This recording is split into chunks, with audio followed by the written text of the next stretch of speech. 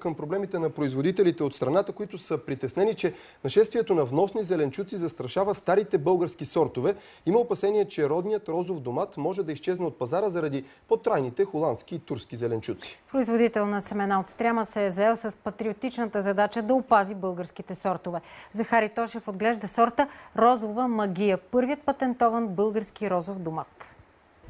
Повече от 15 години фирмата на Захари Тошев разработва български сортове зеленчуци и ги отглежда за семена върху 200 декара. През 2008 той патентова традиционния български розов домат. Българският розов домат по принцип изчезва, защото големите производители се насочват към холандски сортове и изобщо вносни, защото те са по-твърди и по-добре издържат на транспорт.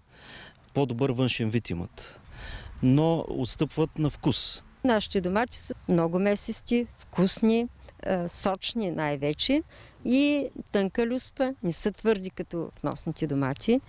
И хората, които ги произвеждат в страната, освен за собствени нужди, ги произвеждат и за местните пазари. За съжаление, българския розов домат вече може да се закупи само по малките пазари. Ще го познаете по това, че е много едър, има различна форма и малко петънце на върха.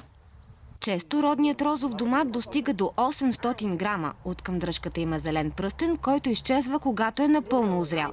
Предпочитан от потребителите заради добрите вкусови качества и затова напоследък фирмата на Захари Тошев произвежда все повече семена.